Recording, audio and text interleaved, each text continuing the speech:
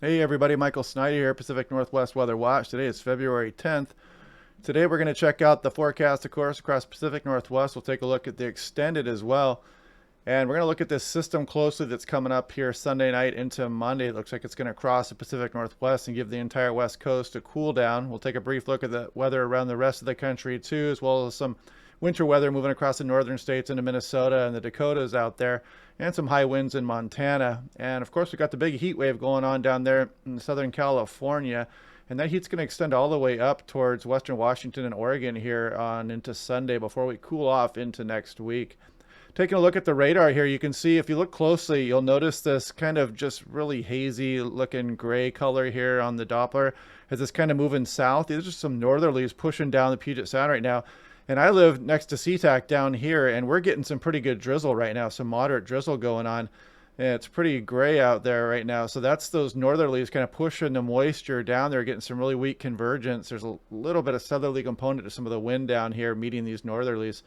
So if you're down around SeaTac or Seattle South and you're seeing that drizzle, Federal Way, Tacoma, that's the reason why.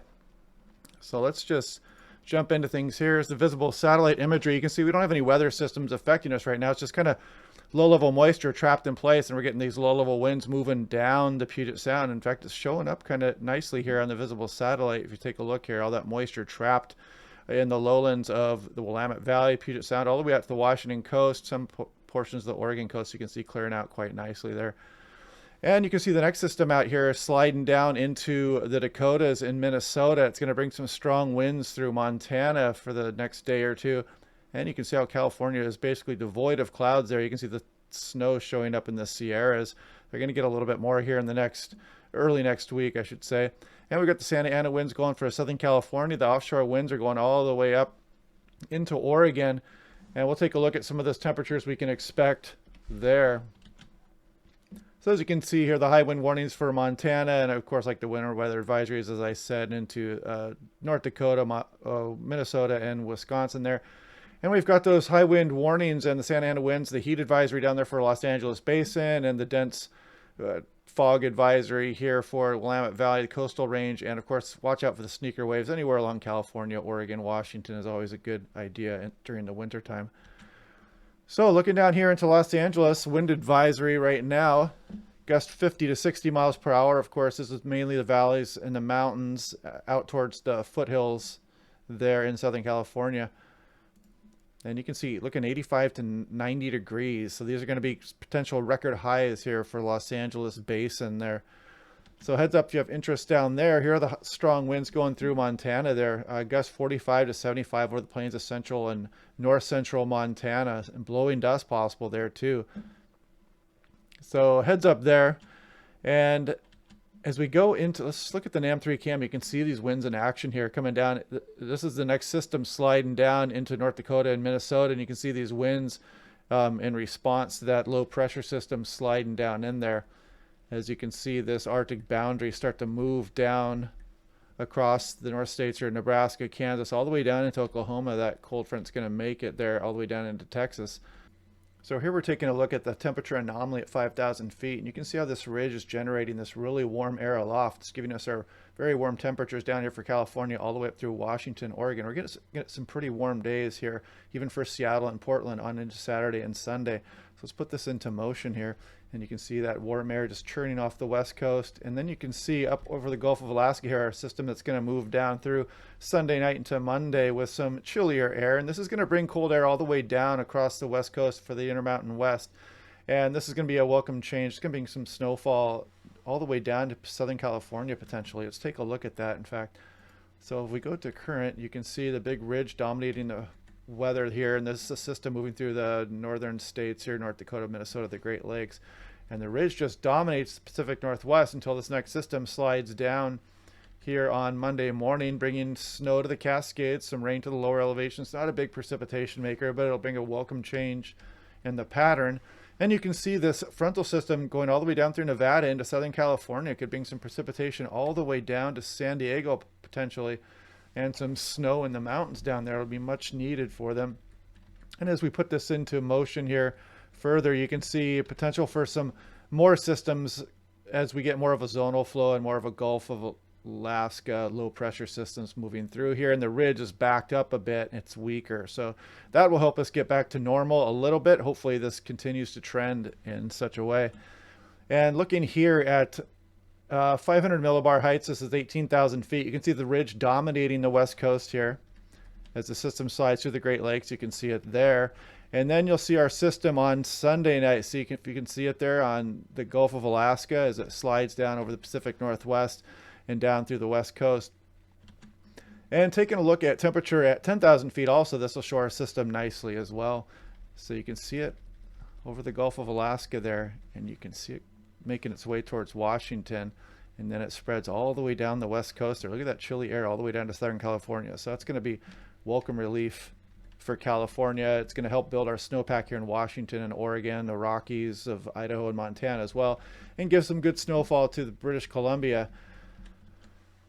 And here we're looking at the GFS, just kind of comparing model runs here. You can see that system going through the Great Lakes. Good agreement there, of course. Good agreement with the ridge right now that's dominating our weather for the next few days. And there comes that system over the Gulf of Alaska. You can see this, the GFS, it takes it a little bit further south of Washington on this run and kind of opens up over Southern California there as this ridge steers that system all the way down in the southwest. And then the ridge redevelops on top of us and brings another weak system over that. So there is some model disagreement as we get out here a little bit. We'll have to watch for that and see how this plays out. And we put the GFS into motion here, another weak system there, but it's kind of showing a tendency to bring some more low pressure systems over the Gulf of Alaska and some colder air, but it's still kind of persistent with this ridge off our coastline. But we're getting pretty far out here in the GFS, and this is not totally reliable. We're just kind of looking for patterns at this point. And here, let's take a look at this system a little bit more detail for the Pacific Northwest. So here we are into Friday, Saturday, and Sunday. We should get another dry day out of it for the Pacific Northwest. And then very late Sunday night, the system starts impacting British Columbia on into Monday morning. You can see not a lot of precipitation for the lowlands, but some. And you can see some decent mountain snows going on here by Monday morning. Puget Sound convergence zone starting to set up there, if you can notice that, up by Everett. And then it looks like the progressive Puget Sound convergence zone is going to move down the sound here on the afternoon of Monday. And you can see the snow continue all the way out to the Rockies, across eastern Oregon. The Cascades of Oregon continue to get snowfall on into late Monday night, maybe some lingering showers into Tuesday morning as this system kind of slides down through Nevada into Southern California on Tuesday morning. And checking out the winds here, you can see this is Monday morning. You see the winds wrapping around the Olympic Mountains here for the Puget Sound convergence zone, so a good signature there. And you can see the wind shifting out of the north down through Seattle here. That's going to give us a chance at a lightning strike through the Puget Sound. There's going to be some colder air aloft, as I showed you earlier, so that's going to give some lapse rates, meaning the air is colder aloft, and that tends to give some instability to the atmosphere, and we could get a lightning strike or two around western Washington or even western Oregon into eastern Washington and Oregon even here. And you can see by Monday night, the northerlies are down through the Puget Sound, and we're pretty much northwest winds everywhere at this point as that system continues to churn down towards the Southern California area and Nevada area. And now here is the 850 millibar temperatures up close. So look at the really warm air aloft all the way up the west coast here through Oregon. And then you can see our system just kind of blast in here on Monday morning and really cool down the west coast. So welcome relief is ahead. And there's still some differences, again, with the GFS and the European model here. In fact, let's take a look at what the GFS is showing. Since it did have, you see that area of cold air moving a little bit further south, that's more of a cutoff looking low. So that's going to be a little bit weaker if the GFS is right. But you can see that kind of spread that cold air all the way down the coast. It brings some precipitation possibly all the way down into Southern California in the GFS scenario as well.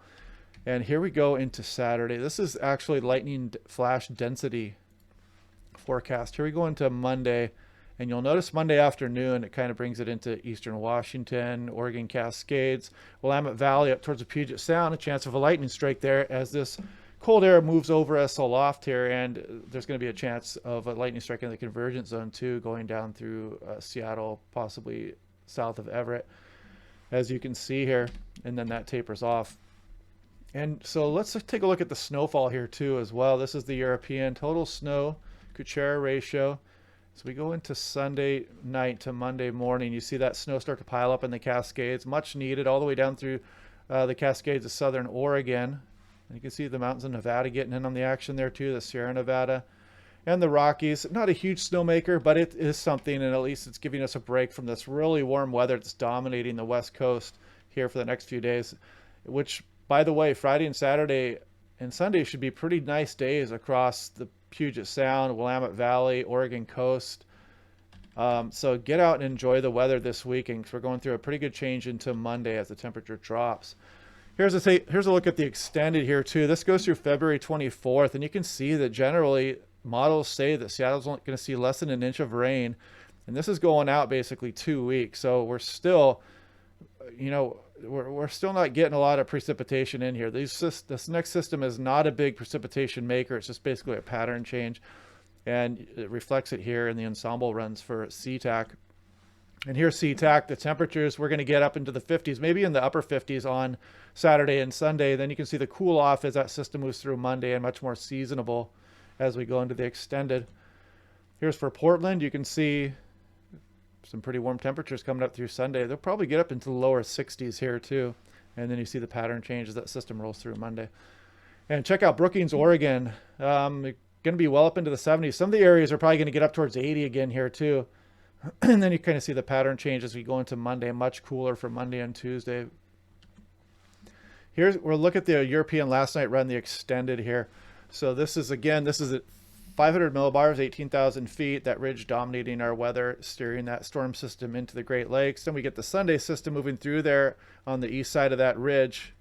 The ridge kind of redevelops a bit and kind of hangs out for a while there. And then finally, it looks like maybe in the extended, we'll start to get a pattern change. You can see this polar lobe setting up over Alaska and giving us a more seasonable outlook on our extended weather here as we get some systems finally moving through the area.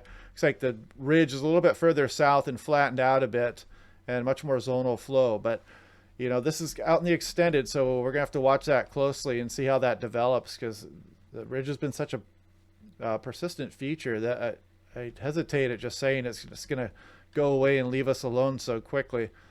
We'll take a look here in the next few days at the Madden-Julian oscillation and La Nina and see if we're returning back to a La Nina pattern, and if the MJO can help us out in our extended forecast as well, or if we're going to continue to look at this ridge just rebuilding off our coastline and keeping storm systems pointed northwards or off to our east.